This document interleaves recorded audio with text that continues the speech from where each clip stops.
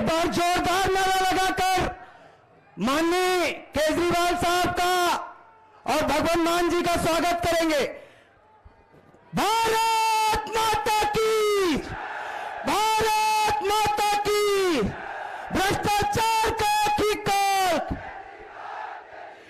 भ्रष्टाचार का ठिकाल। मान साहब संघर्ष करो। सभी साथी बैठ जाएं, सभी साथी बैठ जाएं। मैं कार्यक्रम की अगली कड़ी में, चूंकि हमारे अतिथि आ चुके हैं, तो मैं चाहूंगा कि सिंगरौली से आम आदमी पार्टी ने मध्य प्रदेश में खाता खोला है, तो वहां की महापौर हमारे बीच है, तो हमारे नेता, पार्टी के मुखिया, दिल्ली के मुख्यमंत्री माननीय अरविंद केजरीवाल जी का स्वागत बहन रानी अग्रवाल जी करेंगे।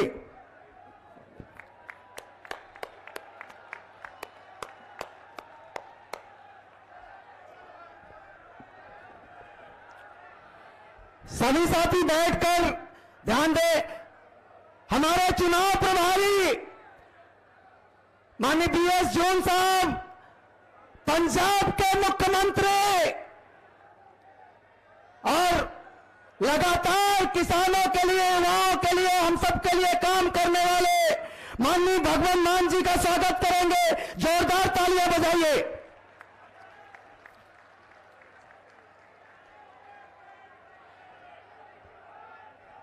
स्वागत की इस कड़ी में हमारे बीच में राष्ट्रीय संगठन महामंत्री और राज्यसभा सांसद माननीय संदीप पाठक जी उपस्थित हैं, तो मैं खुद उनका आप सबकी तरफ से स्वागत कर देता हूं।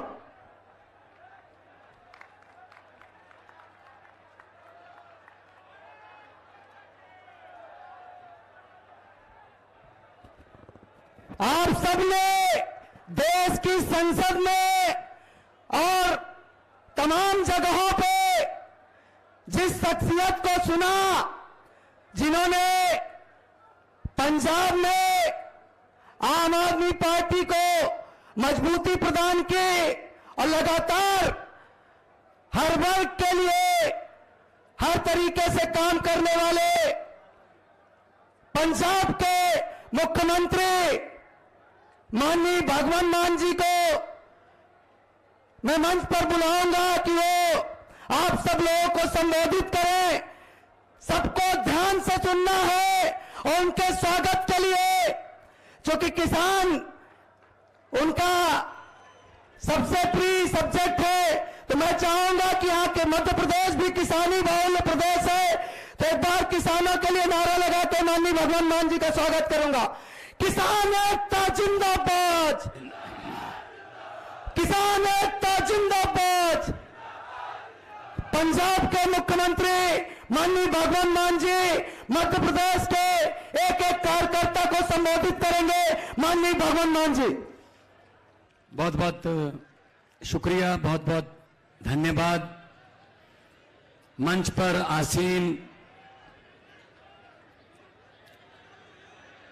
आम आदमी पार्टी के नेशनल कन्वीनर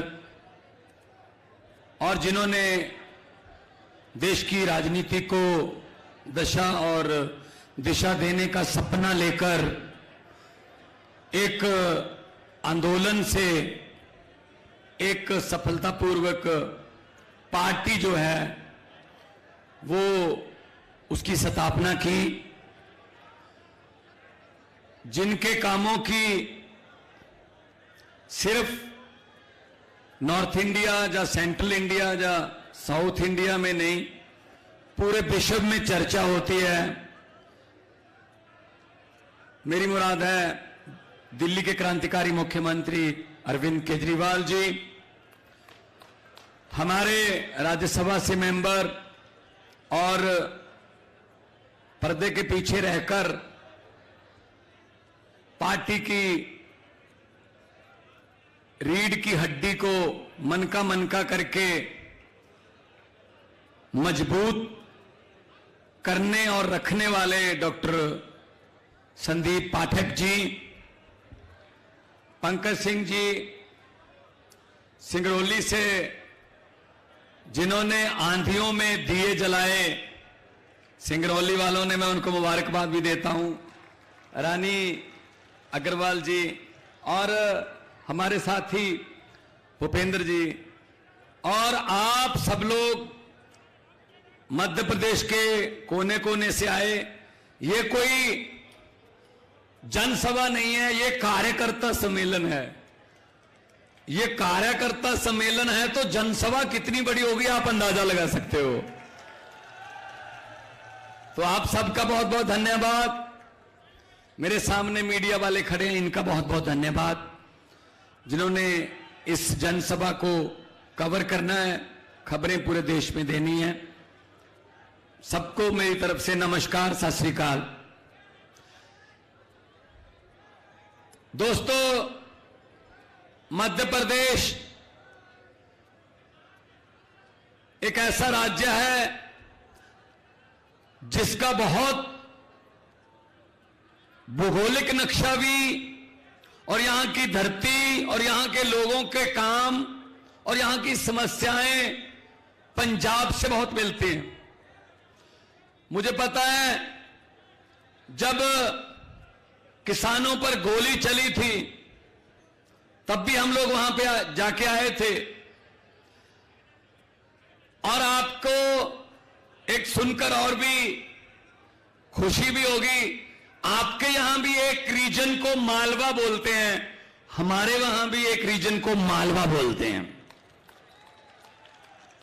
आपका मालवा भी बहुत उपजाऊ है, बहुत जरखेज फर्टाइल लैंड है, बहुत जो बीजो वो उग जाता है। मध्य प्रदेश के मालवा में भी यही बात हमारे मालवा में भी है। मैं भी मालवा से हूं, संगरूर, पटियाला, फतेहगढ़ साहब, लुधियाना, बठिंडा, फरीदकोट, मोगा, फिरोजपुर, ये सब मालवा है। तो आप लोगों की समस्याएं हमारे साथ बहुत मिलती हैं। आज से लगभग 1 साल, परसों 1 साल हो जाएगा, 16 मार्च को 1 साल पहले पंजाब के लोगों ने श्री अरविंद केजरीवाल जी की गारंटियों पर विश्वास किया और 117 में से 92 सीटें हमें दी और हम पर जिम्मेदारी हमारे कंधों पर दी कि बहुत हो गया, ये दोनों पार्टियां हमें 5-5 साल की बारियां बांधकर लूट रही हैं, हमारा इनसे पीछा छुड़वा दो, आप आगे आओ। 1 साल हुआ है अभी, 1 साल में हमने 26,797 सरकारी नौकरियां दे दी। मैं ये नियुक्ति पत्र देके आपके सामने खड़ा हूं। 1 साल में हमने 1 जुलाई से लेके, मार्च में सरकार बनी, अप्रैल मई जून निकला, 1 जुलाई से लेके आज तक वो चलता रहेगा। हमने बिजली का बिल 0 करने का वादा किया था, आज पंजाब के 87%, 87% घरों को बिजली का बिल 0 आता है जी। 1 साल में हमने शुगरफेड की तरफ से कई सालों से किसानों के गन्ने की पेमेंट नहीं हुई थी, 394 करोड़ हमने वापस कर दिया गन्ने के किसान को। 1 साल में हमने मूंगी की दाल तीसरी फसल के तौर पर भिजवाई और 7275 रुपया एमएसपी उस पर दी। अगर किसी की मूंगी की दाल 6500 रुपए पर क्विंटल बिकी, हमने उसका डिफरेंस पे किया 775 के, आपको एमएसपी के बराबर की पेमेंट मिलेगी। हमने 500 मोहल्ला क्लिनिक खोल दिए, 150 के लगभग मोहल्ला क्लिनिक और तैयार हैं। उन 500 मोहल्ला क्लिनिक में अब तक 12 से 15 लाख के बीच लोग आकर वहां से दवाई लेकर ठीक हो चुके हैं। उनको सरकारी अस्पताल में धक्के खाने की जरूरत नहीं रही। सिर्फ 1 साल की प्राप्तियां गिनवा रहा हूं। 1 साल में हमने स्कूलों का कायापलट करना शुरू कर दिया। अब स्कूल ऑफ एमिनेंस बनेंगे, प्रिंसिपलों को सिंगापुर जाके ट्रेनिंग दे रहे हैं। 1 साल में हमने करप्शन के अगेंस्ट एक मुहिम चलाई। लोगों को एक फोन नंबर दिया कि आप अगर सरकारी दफ्तर में जाओगे, कोई बाबू पैसे मांगता है, मना मत करना, जेब में हाथ डालकर पैसे मत निकालना, फोन निकाल लेना, उसकी फोटो खींचकर हमको भेज देना, बाकी काम सरकार का है। सैकड़ों की गिनती में जो रिश्वतखोर थे वो जेलों में है। ये 1 साल की प्राप्ति है हमारी। तो नीयत साफ हो तो सब कुछ हो सकता है। नीयत साफ हो। दुकानदारों के लिए, छोटे व्यापारियों के लिए, मजदूरों के लिए हमने मिनिमम वेजेस मजदूरों का बढ़ाया, जो दिन रात काम करते हैं, जो उसी दिन कमाते हैं उसी दिन खाते हैं। तो हम सच्ची नीयत से काम करने वाले लोग हैं। हम किसी पार्टी से निकाले हुए या किसी पार्टी को छोड़कर आए नहीं। अरविंद केजरीवाल जी ने एंटी करप्शन मूवमेंट से पार्टी निकाली। एंटी करप्शन मूवमेंट से, आंदोलन से निकली हुई पार्टी है। तो मैं फिर कहता हूं, नीयत का फर्क है बस। भगवान ने हमारे देश को बहुत कुछ दिया है।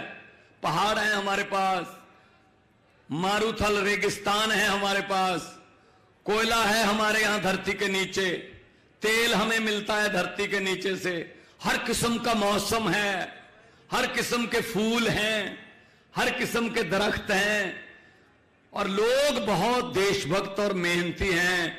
बस एक चीज की कमी रह गई, सच्ची नीयत वाले नेताओं की कमी रह गई। बस वो अगर पूरी हो जाए तो ये देश दुनिया का नंबर 1 देश बनेगा, पक्का बनेगा। दोस्तों, इन्होंने क्या कर रखा है अभी? इन्होंने ये तहैया कर रखा है कि जो भी अच्छा काम करेगा देश में उसको पकड़ के जेल में डालेंगे। तो बड़े साहब को पता चला कि दिल्ली के स्कूल तो बहुत ही अच्छे बन रहे हैं।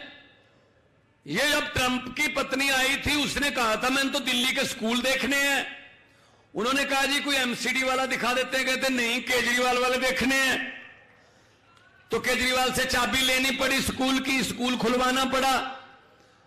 तो फिर उन्होंने पता करना शुरू किया, कैसे बना दिए, किसने बना दिए। ये तो गरीबों के बच्चों को पढ़ा रहे हैं, गरीबों के बच्चे वकील बन रहे हैं, आईआईटी में जा रहे हैं, डॉक्टर बन रहे हैं। ये तो गरीबी खत्म कर देंगे अपने घर की। गरीबी खत्म हो गई तो हमारे घर के सामने, हमारे महलों के सामने अर्जियां लेकर, हाथ जोड़कर कौन आएगा लाइन बनाकर। और ये तो समझदार हो जाएंगे बच्चे अगर पढ़ गए। समझदार हो गए तो वोट भी सोच समझ कर पाने लगेंगे। और अगर वोट सोच समझ कर पाने लगे, अगर देश के लोग सोच समझ कर वोट देने लगे, तो कांग्रेस और बीजेपी को कोई भी वोट नहीं देगा। ये नफरत के नाम पे, ये नफरत की राजनीति करके वोट लेते हैं भाई साहब। पहले इन्होंने सेटिंग कर रखी थी। अभी देख लो आपके यहां, आपने वोट दिए कांग्रेस को कि चलो ये शिवराज चौहान के जो राज्य उससे पीछा छूटे, 15 साल हो गए, तो आपने वोट दिया कांग्रेस को। लेकिन थोड़ी देर बाद सरकार किसकी बन गई? बीजेपी की। इसका मतलब ये हो गया, कांग्रेस को वोट दो चाहे बीजेपी को वोट दो, जिसको ये चाहेंगे सरकार तो उन्हीं की बनेगी, हमारा उसमें कोई लेना देना नहीं होता भाई साहब। जो कांग्रेस वाले इस्तीफा देकर दोबारा बीजेपी की तरफ से लड़े, क्या उनमें से एक ने भी, एक भी वोटर को पूछा कि भाई साहब मैं जिताया तो आपने था, लेकिन मैं इधर जाना चाहता हूं, चला जाऊं? पूछा भाई साहब किसी ने? इसका मतलब वोट लिया, हमारा काम खत्म, उनका काम शुरू। वो आपको बेचने लगते हैं। तो कांग्रेस की हालत ये हो गई कि लोग यकीन करना बंद कर चुके हैं कि कांग्रेस को वोट तो दे देंगे यार, लेकिन इनको सरकार चलानी नहीं आती, इनसे सरकार छीन लेते हैं। मध्य प्रदेश वाली छीन ली, कर्नाटका वाली छीन ली, गोवा वाली छीन ली। और हमारे वाले में आम आदमी पार्टी के बारे में ये कहते हैं लोग कि चाहे दिल्ली में एलजी तंग कर रहा है, लेकिन सुप्रीम कोर्ट में जाकर कभी धरने लगाकर ये सरकार चला रहे हैं और उनके शेर की मांद में बैठकर जो है वो सरकार चलाई जा रही है और फैसले लिए जा रहे हैं। एलजी को फैसले बदलने पर मजबूर होना पड़ रहा है। तो अगर काम करना है लोगों के लिए तो लोगों से पूछिए।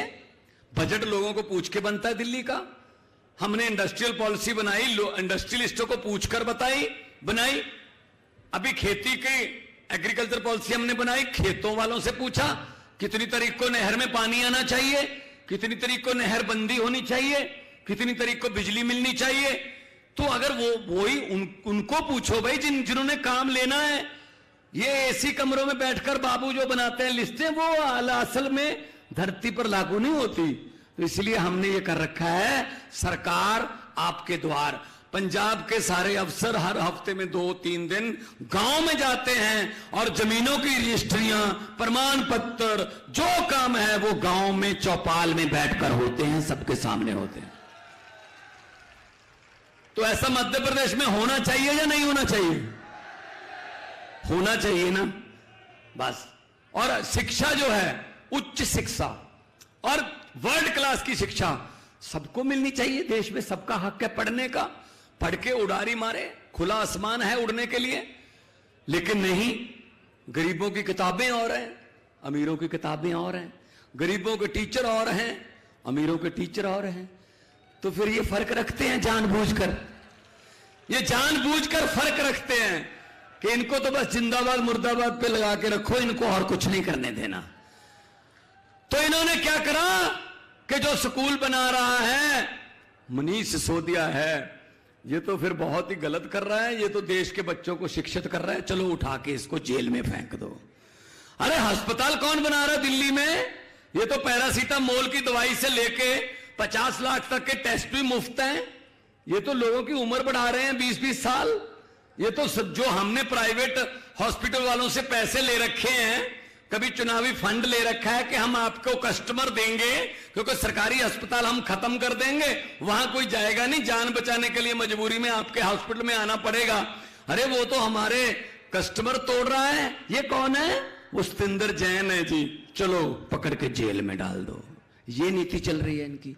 जो काम कर रहा है उसको पकड़ के जेल में डाल दो। अच्छा, जिसने करोड़ों रुपया लोगों से ठग लिया, जिसने नकली शेयर बना लिए, जिसने LIC को आपके तनख्वाह के, आपके पेंशन के पैसे को भी खतरे में डाल दिया, वो मोदी साहब का मित्र है। वो जहाजों में घूम रहा है भाई, उसको कुछ नहीं कहते, उसको कुछ भी नहीं कहते। ये कैसे हो गया? देखो, वो कहते हैं, बड़े साहब कहते रहते हैं अक्सर बड़ी बड़ी सभाओं में कि जब मैं छोटा होता था तो रेल के डिब्बों में चाय बेचता था। जब मैं छोटा होता था तो रेल के डिब्बों में चाय बेचता था। बड़े होकर रेल के डिब्बे ही बेच दिए, तेल बेच दिया, रेल बेच दिया, आपके वाला भेल बेच दिया, एयरपोर्ट बेच दिए, LIC बेच दी, सब कुछ बेच दिया। थोड़ा सा मीडिया खरीदा, बाकी सब कुछ बेच दिया, बाकी सब बेच दिया। तो ऐसे देश चलेगा क्या? जो अच्छा काम करना चाहता है, जो 130 करोड़ लोगों की जिंदगी बदलना चाहता है, तमन्ना रखता है, उसको भी हक है लोकतंत्र में कि वो अपना प्रोग्राम रखे। अगर प्रोग्राम लोगों को अच्छा लगेगा तो वोट मिल जाएंगे, वरना नहीं मिलेंगे। लोकतंत्र है। लेकिन नहीं, वो चाहते हैं हम ही हम। वो एक परिवार नियोजन का नारा है ना, हम दो हमारे दो। ये उसी नारे से चल रही है हमारी सरकार। ये दो और इनके दो, ऊपर वाले दो और नीचे अंबानी और अंडानी, ये दो, बस हम दो हमारे दो। तो छोटे व्यापारी कहां क्या करेंगे? राज्यों के हक मारे जा रहे हैं। हमारा रूरल डेवलपमेंट फंड जो मंडियों में और मंडियों को आती हुई सड़कें बनाने में काम आता है, भाई साहब हमारा 9,000 करोड़ रुपया सेंटर दे नहीं रहा, दबा के बैठ गए। हमारा जीएसटी में हिस्सा जो बनता है वो नहीं दे रहे। क्यों भाई? आप राज्यों को ऐसे क्यों कर रहे हो? टैक्स हम इकट्ठा करके देते हैं और अपना ही पैसा लेने के लिए इनकी मिन्नतें करते हैं। ये जीएसटी आधी रात को 12 बजे लागू कर दी, बुला के, सभा बुला के। ये बहुत सारे काम आधी रात को करते हैं। कई तो मुख्यमंत्री भी आधी रात को ओथ लेते हैं, राज्यपाल को जुगा लेते हैं, एक बार ओथ दिलवा दे, बाकी देखेंगे कितने काम हैं, बाद सवेरे पूरे कर लेंगे। और कांग्रेस वालों से बात करते हैं, कांग्रेस वाले वैसे ही सेल पर हैं। कांग्रेस देश में अब चेंज नहीं है, कांग्रेस एक्सचेंज है। कांग्रेस को तो अपने हेड ऑफिस पे, बोर्ड पे लिख देना चाहिए, यहां पर लोगों द्वारा चुने गए विधायक सस्ते रेटों पर बिकते हैं। तो जीएसटी लागू कर दिया आधी रात को। जीएसटी क्या है? यहां छोटे दुकानदार भी बैठे होंगे। भाई साहब समझ आई किसी को जीएसटी क्या है, कहां लगती है, कहां से इसका पैसा मिलता है, कहां कितने परसेंट है? समझ आई? बड़े बड़े सीए नहीं समझ पा रहे, बड़े बड़े व्यापारियों को जीएसटी की समझ नहीं आ रही।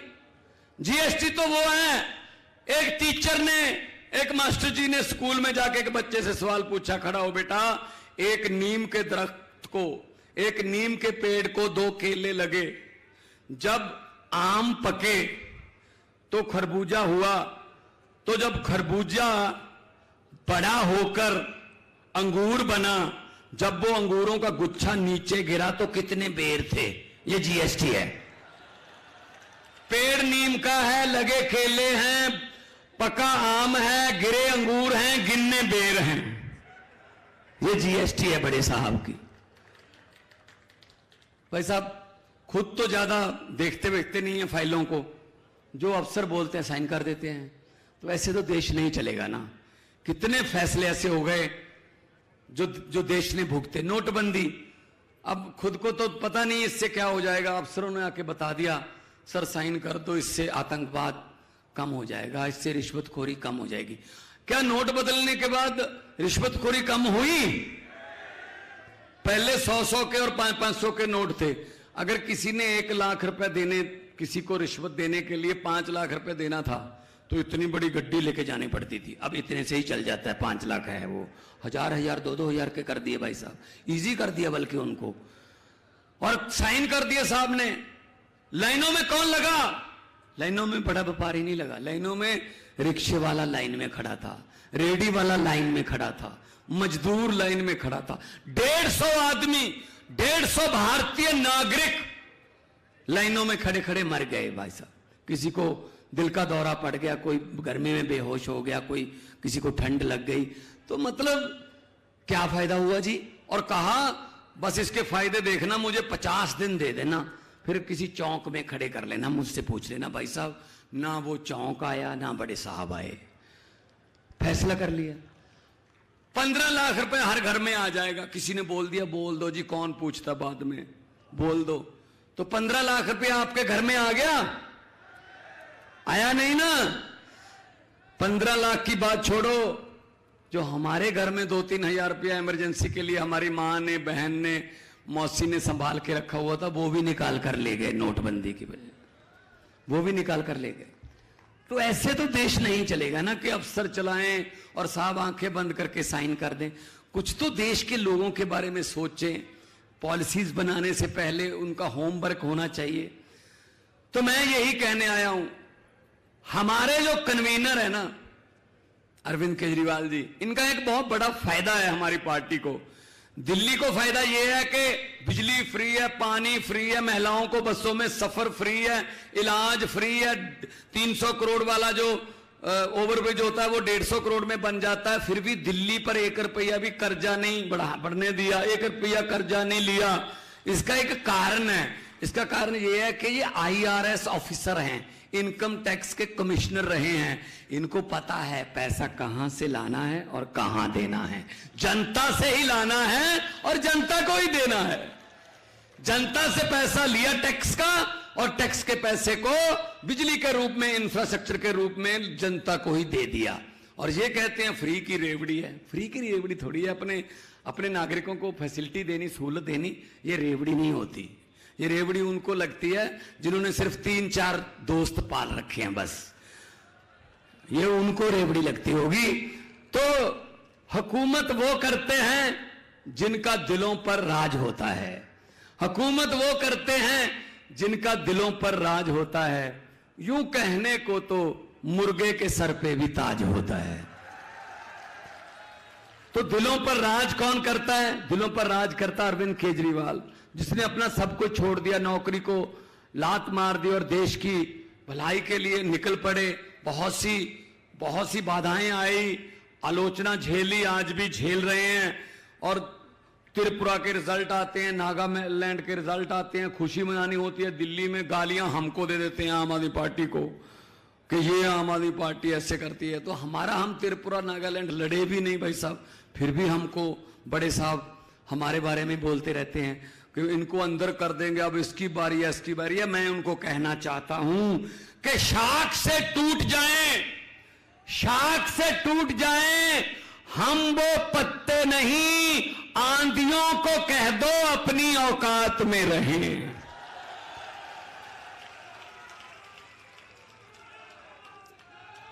तो हम ये जेल से डरने वाले नहीं हैं, हम ये पर्चों से डरने वाले नहीं हैं।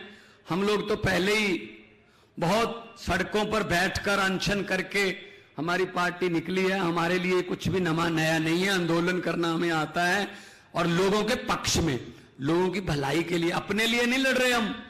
जैसे ये शिवराज चौहान, ये बाकी सारे, इनकी लड़ाई किसके लिए है? सीएम बनने के लिए, कुर्सी के लिए, आपके लिए नहीं है। हमारी लड़ाई आपके लिए लड़ेंगे, और आपके लिए हम लड़ेंगे। लेकिन हम काफी नहीं है, हमारी औकात नहीं है। हम आपको सिर्फ ये कह सकते हैं, ये रास्ता और ये विचार इनके साथ लड़ाई के लिए काम आएंगे, इन विचारों को लेकर हम लड़ें, लेकिन साथ आपको देना पड़ेगा। लड़ाई पब्लिक की है, लड़ाई पब्लिक को लड़नी पड़ेगी, तभी फिर आप कह सकोगे कि ये हमारी सरकार है, ये हमारी सरकार है, इस सरकार में हमारा भी हिस्सा है।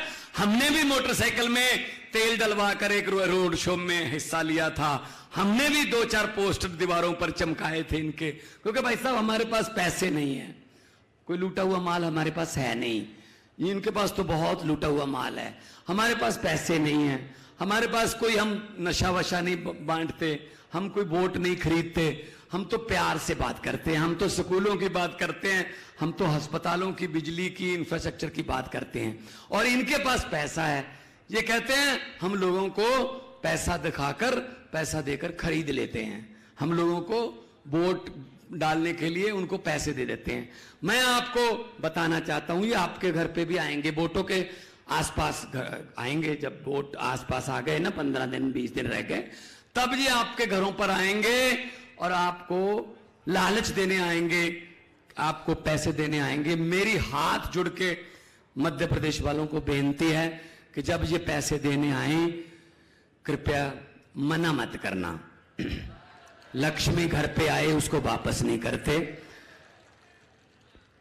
लेकर जेब में डालकर इनको बोल देना कि हाँ, और जिस दिन वोटिंग हो झाड़ू वाला बटन दबाकर बोल देना कि हाँ। जो समझ गए वो ताली बजाओ, बाकियों को माफ है।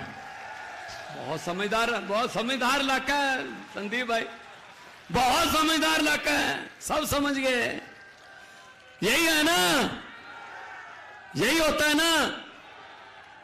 एक और मौका आएगा आपके पास, आप इनके, भोपाल तो राजधानी है, आप इनके घरों के सामने जाते हो कोई काम के लिए, कोई गांव का काम, कोई शहर का काम, कोई सीवरेज का काम, कोई लाइटों का काम, किसी भी काम के लिए जाते हो, इन मंत्रियों के घरों के सामने इनका दरवाजा, इनके महलों का खुलता है आपके लिए? नहीं खुलता। चाय पानी की बात छोड़ दो, दरवाजा भी नहीं खुलता। एक साइड पे एक छोटी सी एक रखी होती है खिड़की, उसको खोल के पीए कहता है साहब है नहीं, अगले बुधवार को आना, चिक चिक अंदर से कुंडी बंद। कोई बात नहीं, इलेक्शन के समय ये आपके दरवाजे खटखटाने आएंगे, उसको बोलते हैं डोर टू डोर। ये आपके दरवाजे खटखटाने आएंगे। मध्य प्रदेश वालों, बदला ले लेना, अंदर से कुंडी मत खोलना, अंदर से ही बोल देना हम भी आज घर पे नहीं है, इलेक्शन के बाद आना। तब इनको पता चलेगा कि किसी के दर से खाली जाने का दर्द क्या होता है। खा गए लूट के देश को, क्या नहीं खाया, शहीदों के कफन में से भी पैसे खा गए, क्या नहीं खाया इन्होंने, सब खा गए, मिल के खा गए। अंग्रेजों ने भी इतना नहीं लूटा था, अंग्रेज भी बेशर्म हो रहे हैं, अभी उनको शर्म आ रही है कि हम 200 साल में उतना नहीं लूट पाए जितने ये अपने देश को 2 साल में लूट लेते हैं। ये हालत कर रखी है। किसी नदिया के घाट पर अगर ये नेता लोग बस जाएं, किसी नदिया के घाट पर अगर ये नेता लोग बस जाएं, तो जनता के 2 प्यासे होंठ भी, जनता के 2 प्यासे होंठ भी 2 बूंद पानी के लिए तरस जाएं। गनीमत है, शुक्र है, मौसम पर हुकूमत चल नहीं सकती, वरना सारे के सारे बादल भी इनके खेतों में ही बरस जाएं। आप इकट्ठे रहिए, आपका हक है, देश आपका है, 130 करोड़ लोगों का देश है, नदियां, जंगल, पहाड़, सब पर आपका हक है। वो हक लेने के लिए हमारे पास वोट का अधिकार है, और वोट का अधिकार इन दोनों ने कोई ठेका नहीं ले रखा। इस बार झाड़ू उठाओ और मध्य प्रदेश की गंदगी की सफाई कर दो, राजनीतिक सफाई कर दो। और 2 नारे दोनों हाथ ऊपर उठाकर लगाने हैं, क्योंकि इस सभा में कुछ बीजेपी वाले भी आए होंगे, आते हैं, मुझे पता है आते हैं, क्योंकि उनके आका भेजते हैं, उनके बॉस उनको, कि पता करना केजरीवाल की जो जनसभा हो रही है वहां कितने लोग थे और नारे जो लग रहे थे वो कितनी जोर से लग रहे थे। तो इतनी जोर से नारे लगाने हैं कि जो आए हैं खबरी यहां पर, उनको अपने बॉस को ये कहना पड़े कि सर मुझसे क्या पूछ रहे हो, नारे कितनी जोर से लग रहे हैं, आपको घर पे सुन ही रहे होंगे, उनके घरों तक शीशे हिल जाएं, इतनी जोर से नारे लगाएं। शहीदों के नारे हैं, इनकलाब, इनकलाब, भारत माता की वंदे, बोले सोनिहाल। बहुत बहुत धन्यवाद, आपने इतने प्यार सत्कार से सुना। तंदुरुस्त रहिए। और लोगों को अक्सर कहते सुना है, जिंदा रहे तो फिर मिलेंगे, लेकिन इस दिल ने कहा है मिलते रहे तो जिंदा रहेंगे। बहुत बहुत मेहरबानी, धन्यवाद। बहुत बहुत धन्यवाद। पंजाब के मुख्यमंत्री माननीय भगवंत मान जी, ये बातें सुनकर ये समझ में आ गया होगा कि जो केजरीवाल जी का मॉडल है वो दिल्ली के रास्ते पंजाब होते हुए मध्य प्रदेश भी पहुंचने वाला है। हम सब लोग तैयार हैं क्या? तैयार हैं? तो माननीय केजरीवाल साहब को सुनने से पहले, चूंकि आरोप भाजपा वाले लगाते हैं, उन केजरीवाल जी ईमानदार हैं, उनके एक एक साथी ईमानदार हैं। ईमानदारी से ऊपर केजरीवाल जी के एक एक सिपाही और वो खुद कट्टर ईमानदार है, ये पूरे कार्यकर्ता, पूरा देश मानता है। तो साथियों, जो आरोप हमारे बड़े नेता मनीष सिसोदिया जी पर लगे या सत्येंद्र जैन जी पर लगे, वो ईमानदारी से काम कर रहे थे। केजरीवाल जी ने जो हम सबको सिखाया, उस रास्ते पे सब लोग चल रहे थे। तो उनको कहीं ना कहीं जिस तरीके से फंसाया गया, मैं एक पंक्ति जरूर कहना चाहूंगा। हमारी नीयत साफ है, हमारे नेता की नीयत साफ है, हमारे ऊपर बैठे नेताओं की नीयत साफ है। तो ये जो खेल चल रहा है, तो उनके लिए कहना चाहता हूं कि चमन को सींचने में, चमन मतलब देश, चमन को सींचने में झड़ गई कुछ पत्तियां होंगी, चमन को सींचने में झड़ गई कुछ पत्तियां होंगी। यही इल्जाम हम पर लगा है बेवफाई का, यही इल्जाम हम पर लगा है बेवफाई का। अरे भाजपा वालों, मगर कलियों को रोज डाला अपने हाथों से जिनने, मगर कलियों को रोज डाला अपने हाथों से जिनने, वही दावा किए हैं इस चमन की रहनुमाई का, वही दावा किए हैं इस चमन की रहनुमाई का। साथियों, अरविंद केजरीवाल जी वो आदि है, ना तो भाजपा के रोकने से रुकने वाले हैं, ना तो मोदी के रोकने से रुकने वाले हैं। फिर तो मामा की क्या औकात है हम सब लोग जानते हैं।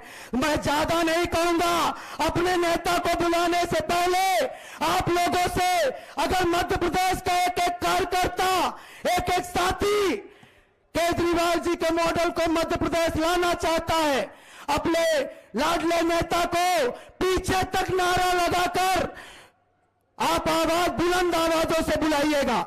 मैं जोरदार नारा लगाना चाहता हूं, भ्रष्टाचार का एथिकल। पीछे तक जितने साथी हैं सबकी आवाज निकलनी चाहिए, भ्रष्टाचार का एथिकल, भ्रष्टाचार का एथिकल। जननायक माननीय अरविंद केजरीवाल जी को मैं आमंत्रित करूंगा संबोधित करने के लिए।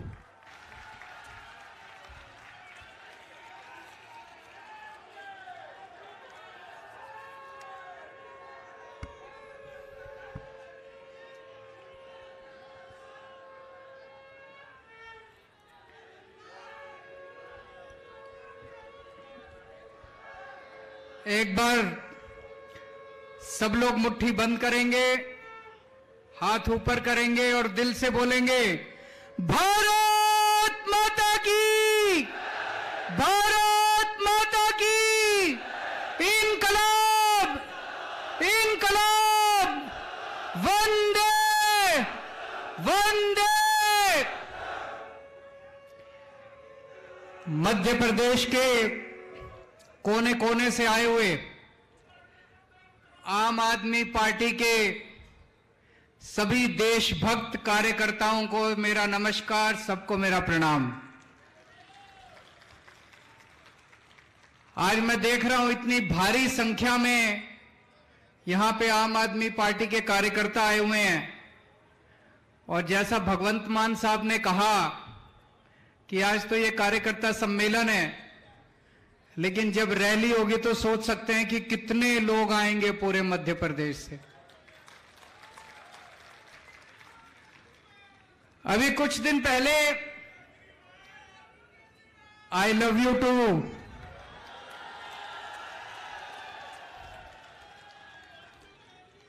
बहुत बहुत शुक्रिया।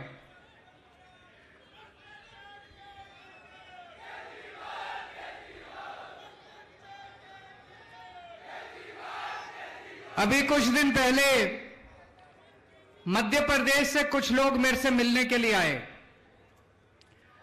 उनसे मैं बातचीत करने लगा। मैंने उनसे पूछा,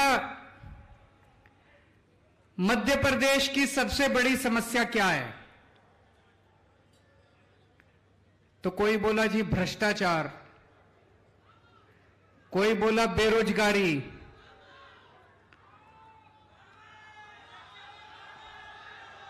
क्या बोल रहा हूं, मामा,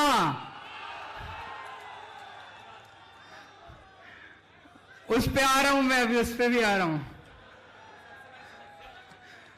लोग कह रहे हैं कि मामा सबसे बड़ी समस्या है।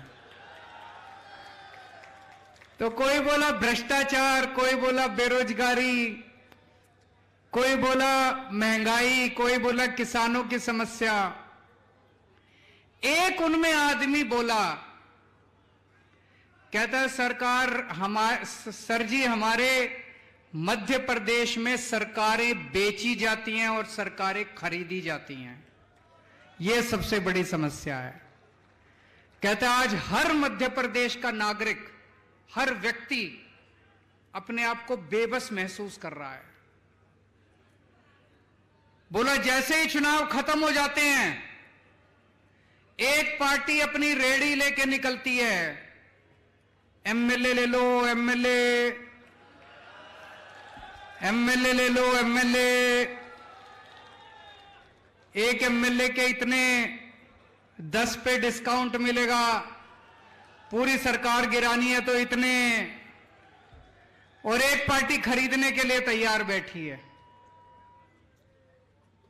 बाजार बना दिया इन्होंने पूरी की पूरी व्यवस्था को, बाजार बना दिया इन लोगों ने पूरे संविधान को, बाजार बना दिया इन लोगों ने भारतीय लोकतंत्र को, जहां पे खुलेआम एमएलए बिकते हैं, खुलेआम एमएलए खरीदे जाते हैं। आज मध्य प्रदेश का एक एक नागरिक मामा को हटाना चाहता है। पिछली बार भी हटा दिया था, लेकिन बस नहीं चलता। इसको वोट दो या इसको वोट दो, सरकार तो बीजेपी की बनेगी। एक बेचारा मध्य प्रदेश वाला कहां जाए? बेबस हो गया है मध्य प्रदेश का एक एक वोटर, बेबस हो गया है मध्य प्रदेश का एक एक आदमी। कैसे बदले इस सरकार को समझ में नहीं आ रहा लोगों को।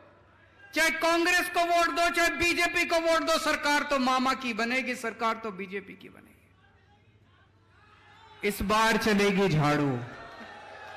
अब नहीं होगा, अब नहीं होगा, अब इनका खेल खत्म। अब एमएलए बेचने और खरीदने का काम खत्म। अब आम आदमी पार्टी मध्य प्रदेश के अंदर आ गई है। जो जो लोग इस बार मामा को हटाना चाहते हैं, सब लोग झाड़ू पे वोट दे देना, झाड़ू का बटन दबा देना। पूरा मध्य प्रदेश बदलाव चाहता है, पूरा मध्य प्रदेश बदलाव चाहता है, चेंज चाहता है, परिवर्तन चाहता है, लेकिन बेबस थे, मजबूरी थी, कर नहीं सकते थे। अब आपको एक विकल्प मिल गया, ईमानदार पार्टी मिल गई। जैसे दिल्ली के अंदर ठीक किया, पंजाब के अंदर ठीक किया, अब मध्य प्रदेश को भी बदलेंगे। और उसका ट्रेलर मिल चुका है।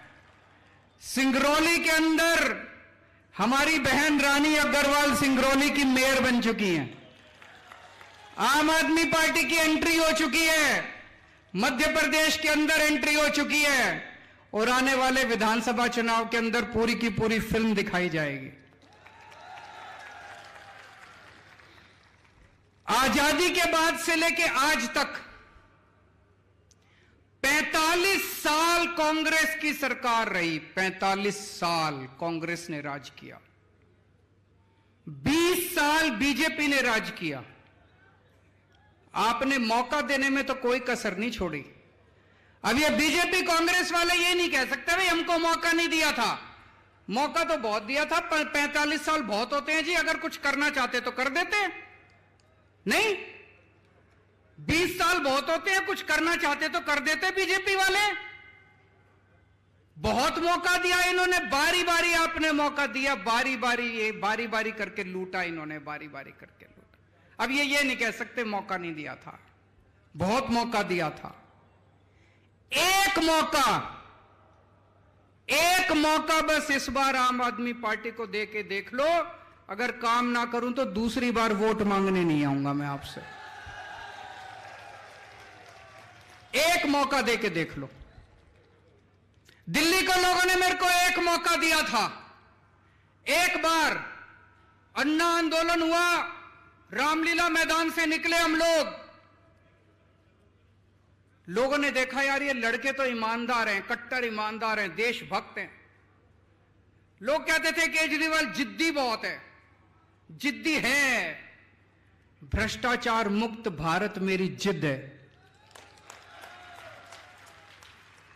दिल्ली के लोगों ने देखा और दिल्ली के लोगों ने एक मौका दिया था मेरे को, छोटा सा मौका। 49 दिन की सरकार दी थी लोगों ने। दिल्ली के लोगों ने मेरे को बस 49 दिन का मौका दिया था। इतना प्यार हो गया दिल्ली के लोगों को मेरे से, इतना प्यार हो गया, अगली बार 67 सीट दे दी 70 में से। बीजेपी को 3 सीट दी, कांग्रेस को 0 सीट दी, आम आदमी पार्टी को 70 में से 67 सीट दे दी।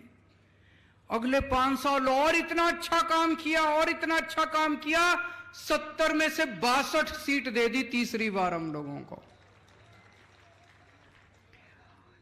दिल्ली के हमारे काम की बात पंजाब पहुंची तो पंजाब में लोगों ने 117 में से 92 सीट दे दी, 92 सीट।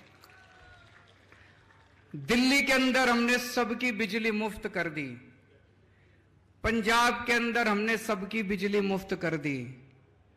मध्य प्रदेश एक मौका देके देखो, आपकी भी बिजली मुफ्त कर देंगे।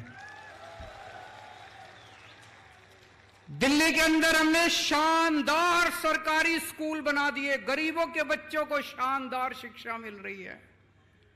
कभी सोच नहीं सकते थे, सरकारी स्कूल तो टेंट में चलते हैं, सरकारी स्कूल तो टूटे फूटे होते हैं, मास्टर आता नहीं है, बच्चे पढ़ते नहीं हैं, गरीब लोग मजबूरी में अपने बच्चों को सरकारी स्कूल में भेजते हैं। सब बदल दिया दिल्ली के अंदर, क्रांति आ रही है सरकारी स्कूलों में दिल्ली में।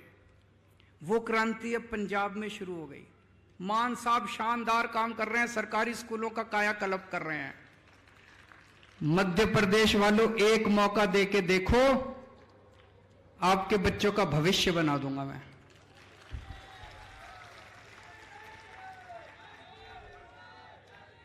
दिल्ली के अंदर गली गली में मोहल्ला क्लिनिक खोल दिए हमने, सारे सरकारी अस्पताल एयर कंडीशनड बना दिए, सबका इलाज मुफ्त कर दिया दिल्ली में। अमीर हो चाहे गरीब हो, चाहे 5 रुपए की क्रोसिन लेनी हो, टेबलेट लेनी हो, या 5 लाख रुपए 50 लाख रुपए का ऑपरेशन, सब कुछ मुफ्त है। भगवान ना करे आपके घर कोई बीमार हो, लेकिन अगर बीमार हो जाए दिल्ली में कोई, तो चिंता करने की जरूरत नहीं है। आम आदमी पार्टी की सरकार है, सारा खर्चा, सारी दवाइयां, सारे टेस्ट, सारा ऑपरेशन सब मुफ्त होता है। दिल्ली में कर दिया। मान साहब ने अब 500 मोहल्ला क्लिनिक, अभी 1 साल भी नहीं हुआ, दिल्ली में मेरे को 500 मोहल्ला क्लिनिक बनाने में 5 साल लग गए। भगवंत मान ने 1 साल में 500 क्लिनिक, मेरा भी रिकॉर्ड तोड़ दिया। मध्य प्रदेश वालों, एक मौका देके देख लो, आपका सबका इलाज मुफ्त कर दूंगा। सारे मध्य प्रदेश के लोगों का शानदार मोहल्ला क्लिनिक बनाएंगे, शानदार अस्पताल बनाएंगे, सबका इलाज मुफ्त कर देंगे, चिंता करने की कोई जरूरत नहीं है। पंजाब के अंदर अभी कई फसलों पे इन्होंने एमएसपी देना चालू कर दिया। एमएसपी का आंदोलन छेड़ा था ना अभी किसानों ने, भाई एमएसपी दो, एमएसपी दो। पंजाब में शुरुआत हो गई है, कई फसलों पे अब एक एक फसल जोड़ते जा रहे हैं, एमएसपी देते जा रहे हैं, एमएसपी देते जा रहे हैं। मुआवजा, फसल अगर बर्बाद हो जाए किसानों को मुआवजा मिलने लग गया, दिल्ली में भी मिलने लग गया, पंजाब में भी मिलने लग गया, मध्य प्रदेश में मौका मिलेगा, मध्य प्रदेश में भी मुआवजा मिलेगा। दिल्ली में मैंने 12 लाख, 5 साल में 12 लाख बच्चों को नौकरियां दिलवाई हैं, 12 लाख युवाओं को। पंजाब में 1 साल में 27,000 सरकारी नौकरियां दी हैं। और मैं अभी हमारे पंकज सिंह जी से बात कर रहा था, ये बता रहे थे कि कई सारे बेरोजगार अपना धरना लेके आंदोलन करने के लिए जब यहां आए तो उनके ऊपर पुलिस ने डंडे बरसा दिए। अरे अपने ही तो लोग हैं यार, कोई पाकिस्तान से थोड़ी आए हैं, अपने ही तो बच्चे हैं, रोजगार मांगने आए हैं, डंडे क्यों बरसाते हो? रोजगार नहीं दे सकते तो उनको गले तो लगा लो, कम से कम प्यार से बिठा के चाय तो पिला लो, रोटी तो खिला दो उनको, डंडे क्यों बरसाते हो उनके ऊपर? हमको नौकरी देनी आती है, हमारी नीयत साफ है। दिल्ली में करके दिखाया, पंजाब में करके दिखाया। मध्य प्रदेश के युवाओं से मेरी अपील है, एक मौका देके देख लो, आपको सबके लिए नौकरी का इंतजाम कर दूंगा मैं। जितने कच्चे कर्मचारी थे, बहुत सारे कच्चे कर्मचारी होते हैं ना सरकार में, होते हैं कि नहीं होते? उनकी सबकी एक ही मांग होती है, हमको पक्का करो, हमको पक्का करो। मान साहब ने अभी 25,000 सरकारी कर्मचारियों को पक्का कर दिया। मध्य प्रदेश में जितने कच्चे कर्मचारी हैं सबको पक्का कर देंगे दोस्तों। हमें काम करना आता है। इस देश के अंदर एक नई किस्म की राजनीति शुरू की है हमने। पहले होती थी धर्म की राजनीति, जात की राजनीति, गाली गलौज की राजनीति, भ्रष्टाचार की राजनीति। अब हमने शुरू की है काम की राजनीति। आपसे पूछना चाहता हूं, ये बहुत सारे बड़े बुजुर्ग भी बैठे होंगे, पूरा आजादी के 75 साल में कोई एक पार्टी बता दो जिसने आपको आके कहा हो कि मेरे को वोट दे दो, मैं आपके बच्चों के स्कूल बना दूंगा। किसी ने कहा? किसी पार्टी ने, बीजेपी ने, कांग्रेस ने, इस पार्टी ने, उस पार्टी ने कभी कहा हो कि मेरे को वोट दे दो, मैं आपके बच्चों के स्कूल बनवा दूंगा? किसी पार्टी ने नहीं कहा। बनाने ही नहीं आते इनको, नियत ही नहीं है इनकी। किसी पार्टी ने कहा हो कि हमारे को वोट दे दो, हम आपके परिवार के लिए अस्पताल बना देंगे, आपके लिए बिजली का इंतजाम? किसी पार्टी ने नहीं कहा। करना ही नहीं आता, नियत ही नहीं है इनकी। तो इन्होंने देखा कि भाई ये केजरीवाल की काम की राजनीति के सामने तो हमारी दाल नहीं गलेगी, तो उन्होंने षड्यंत्र रचना चालू किया मेरे खिलाफ कि केजरीवाल को रोको किसी भी तरह।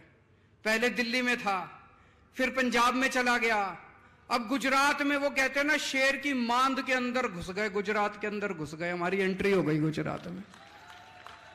इस बार 14% वोट आए हैं। देख लेना 2027 में सरकार ना बन जाए तो हम लोगों की।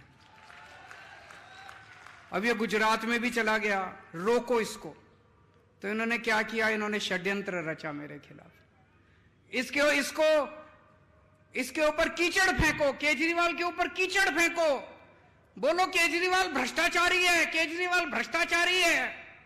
इन्होंने खूब कीचड़ फेंका मेरे ऊपर, लेकिन जनता ने उसका जवाब दिया। जनता कह रही है यार, कोई भ्रष्टाचारी आदमी सरकारी स्कूल बनाता है क्या? भ्रष्टाचारी आदमी तो प्राइवेट वालों से पैसे लेके सरकारी स्कूल बर्बाद करता है। कोई भ्रष्टाचारी आदमी सरकारी अस्पताल बनाता है क्या? फ्री में इलाज कराता है क्या?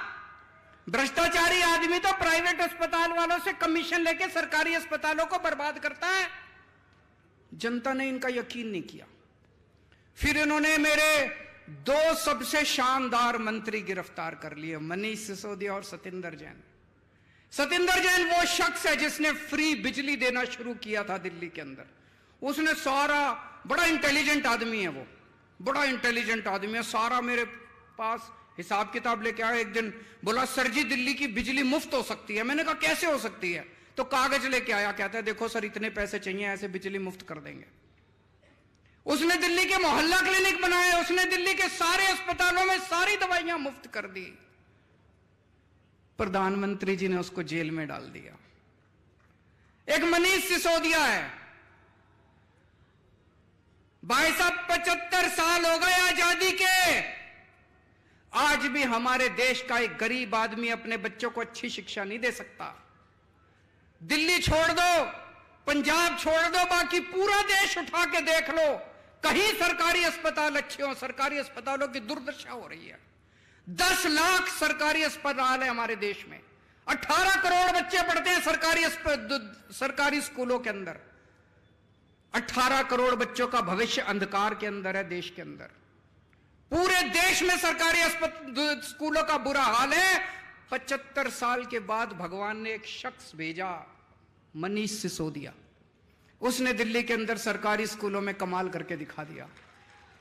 भाई साहब आप जितने लोग हैं, मैं मजाक नहीं कर रहा, मैं आपको न्योता दे रहा हूं, आप दिल्ली आओ, दिल्ली के किसी सरकारी स्कूल में घुस जाना, आपको यकीन नहीं होगा, शानदार 5 स्टार बिल्डिंग है हमारे सरकारी स्कूलों की। 99.7% नतीजे आए हैं। सरकारी स्कूलों के बच्चे इंजीनियर बन रहे हैं, डॉक्टर बन रहे हैं, रिक्शे वालों के बच्चे डॉक्टर, इंजीनियर, वकील बन रहे हैं। लोग अपने बच्चों को प्राइवेट से निकाल के, बड़े बड़े प्राइवेट स्कूलों से निकाल के अब सरकारी स्कूलों में भर्ती करा रहे हैं। और प्रधानमंत्री जी ने मनीष सिसोदिया को जेल भेज दिया। उस दिन मेरे को लगा, जिस दिन प्रधानमंत्री जी ने मनीष को जेल भेजा, कि देश के प्रधानमंत्री पढ़े लिखे तो होने चाहिए।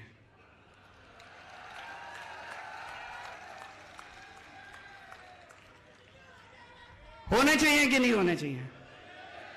अगर देश के प्रधानमंत्री पढ़े लिखे होते तो उनको शिक्षा का महत्व पता होता कि शिक्षा कितनी जरूरी है देश के विकास के लिए। अगर देश के प्रधानमंत्री देशभक्त होते तो वो ये नहीं सोचते कि मनीष सिसोदिया आम आदमी पार्टी का है कि फलानी पार्टी का है कि ढिमकी पार्टी का है। वो मनीष सिसोदिया जैसे शख्स को देश का शिक्षा मंत्री बना देते और कहते थे जा मनीष सिसोदिया 10 लाख स्कूल ठीक कर दे अब तुम। पर हमारे प्रधानमंत्री जी ने क्या किया, ऐसे शख्स को उठा के जेल में डाल दिया।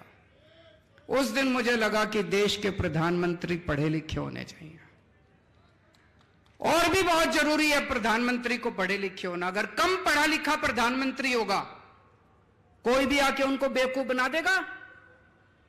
कोई आके बोलेगा सर आप नोटबंदी कर दो, भ्रष्टाचार खत्म हो जाएगा। अब अगर कम पढ़े लिखे प्रधानमंत्री हैं, उनको समझ ही नहीं है, वो नोटबंदी कर दी उन्होंने, भ्रष्टाचार खत्म हुआ, वैसा का वैसा है, समझ ही नहीं। पढ़े लिखे प्रधानमंत्री होंगे, उनको अर्थशास्त्र की जानकारी होगी, विज्ञान की जानकारी होगी, टेक्नोलॉजी की जानकारी होगी, साइंस की जानकारी होगी। कम पढ़े लिखे प्रधानमंत्री होंगे, कोई भी बेवकूफ बना के चला जाएगा। कोई आके बोलेगा प्रधानमंत्री जी नोटबंदी कर दो, आतंकवाद खत्म हो जाएगा। हुआ आतंकवाद खत्म, लाइनों में लगा दिया, पूरे देश में धंधे बंद हो गए, चौपट हो गया पूरा देश। इतनी बेरोजगारी हो गई, लोगों के धंधे बंद हो गए, लाइनों में लोग मर गए। ना भ्रष्टाचार खत्म हुआ, ना आतंकवाद खत्म हुआ। कम पढ़े लिखे प्रधानमंत्री होंगे, कोई आके कहेगा प्रधानमंत्री जी सबसे थाली बजवाओ, जो तरंगे निकलेंगी उससे कोरोना भाग जाएगा। पूरे देश से थाली बजवा दी, चम्मच थाली सारा देश। बोले प्रधानमंत्री कह रहे हैं तो होगा ही कुछ, भागा कोरोना। इसीलिए मैं कह रहा हूं देश के प्रधानमंत्री को पढ़े लिखे होना बहुत जरूरी है। आज यहां पे मध्य प्रदेश में इतना भ्रष्टाचार है, व्यापम घोटाला, मुझे लगता है आजाद भारत का सबसे बड़ा घोटाला होगा। कोई कह रहा 8,000 करोड़ का, कोई कह रहा 10,000 करोड़ का। 45 से ज्यादा लोग मर गए। प्रधानमंत्री जी ने किसी को जेल नहीं भेजा। क्यों? अपने थे सारे, अपने थे सारे। प्रधानमंत्री जी को मनीष सिसोदिया को जेल भेज दिया, व्यापम घोटाला दिखाई नहीं दिया। कोई मेरे को कह रहा था यहां पे एक WCD women and child department, उसमें 100 करोड़ का घोटाला हो गया। मामा जी उसके मंत्री हैं, उसमें फर्जी आंगनवाड़ी, फर्जी लाभार्थी, सारा फर्जीवाड़ा। 2200 करोड़ का कटनी हवाला। मेरे को आज मैं आ रहा था, कई सारी लिस्ट देके गए हैं लोग, इतने घोटाले, इतने घोटाले। किसी को जेल नहीं भेजते प्रधानमंत्री जी, किसी को जेल नहीं भेजते। पुरानी पिक्चरों में देखा होगा आपने, पुरानी पिक्चरों में क्या होता था, एक विलेन होता था, एक गुंडा होता था, एक ईमानदार इंस्पेक्टर होता था।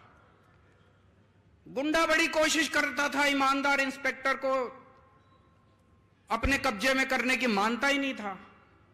फिर वो इंस्पेक्टर को बुलाता था गुंडा, टेबल पे रखता था एक तरफ नोट और एक तरफ बंदूक। इंस्पेक्टर को कहता था या तो नोट ले ले और या बंदूक से तेरी गोली मार के हत्या कर दूंगा। होता था ना पिक्चरों में। यही बीजेपी ने कर रखा है। वो सारे देश के सारे ऑपोजिशन वाले नेताओं को कह रहे हैं या तो बीजेपी में आ जाओ, भ्रष्टाचार करो, खूब करो, हम रोक नहीं रहे। बीजेपी ये नहीं कहती भ्रष्टाचार मत करो, बीजेपी में आके करो। बोले हमारे घर में आके करो, भ्रष्टाचार करो, खूब खुल के करो, कोई रोकने वाला नहीं है, कोई सीबीआई नहीं, कोई ईडी नहीं, कोई इनकम टैक्स नहीं, कोई पुलिस नहीं, कुछ नहीं, कोई एंटी करप्शन नहीं, कोई विजिलेंस नहीं। भ्रष्टाचार करो, मोदी जी की पार्टी में आके करो, बाहर नहीं करना। या तो बीजेपी में आ जाओ और या जेल जाओ।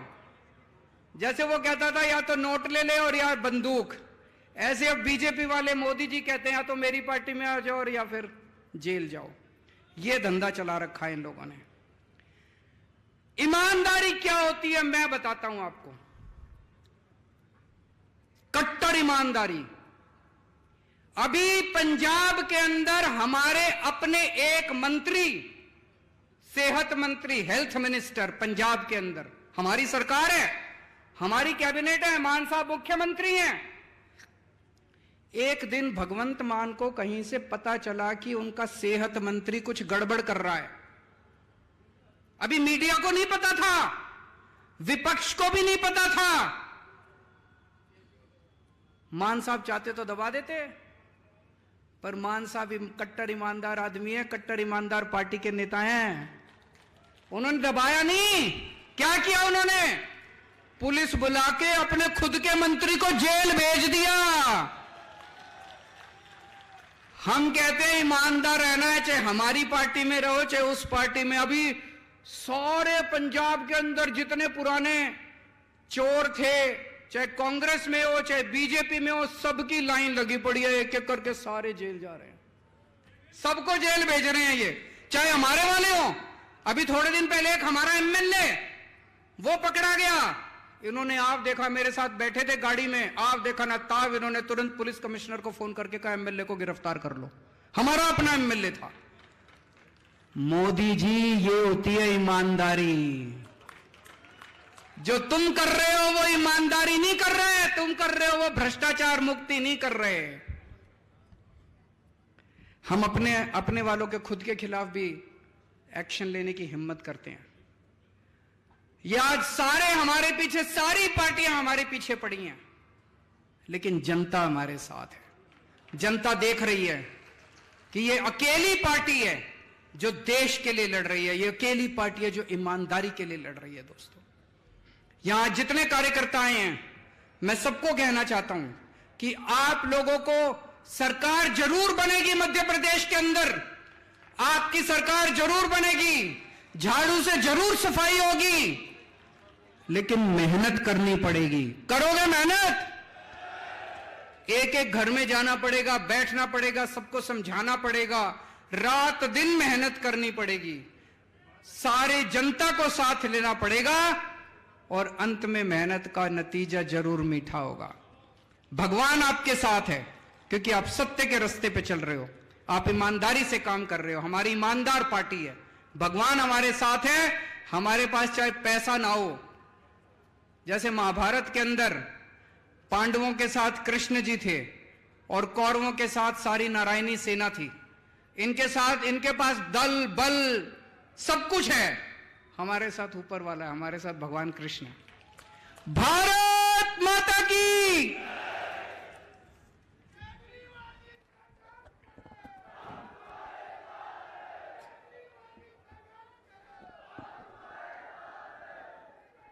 भ्रष्टाचार का की काल, भ्रष्टाचार का की काल।